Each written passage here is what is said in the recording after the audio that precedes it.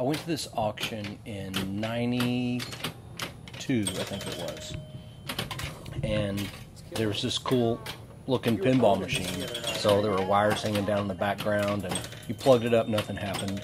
So I bought it for $25.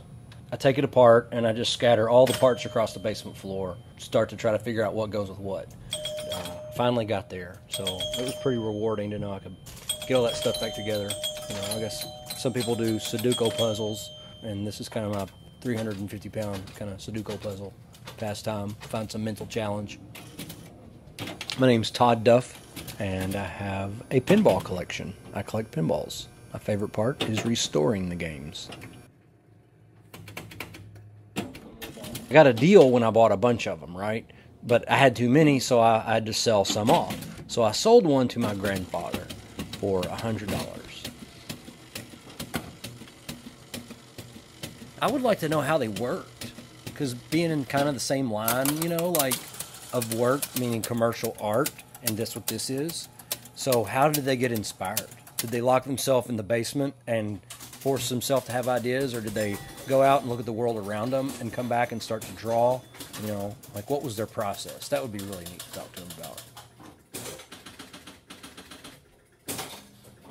Years went on, and this game got rated really high collector value, and as we went over there and played it, it was a blast. You dropped a coin in it, and you dropped another one in, and you played it, and you only lacked one more shot, getting a free game, so you threw another coin in. I mean, it was well designed.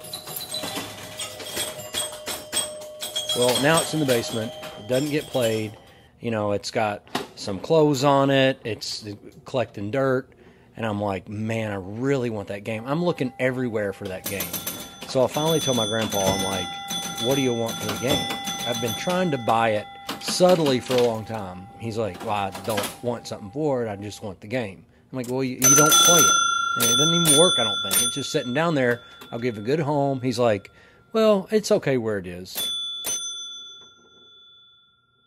I think I tore this thing apart like 2 Saturdays ago. So I've just been kind of messing with it, really. Well, more than messing with it. Probably got 20 hours in it. I'm like, look, I've got money. He goes, I've got money too. And so it sat for another decade. And finally one day, he's like, all right, I'll sell it to you.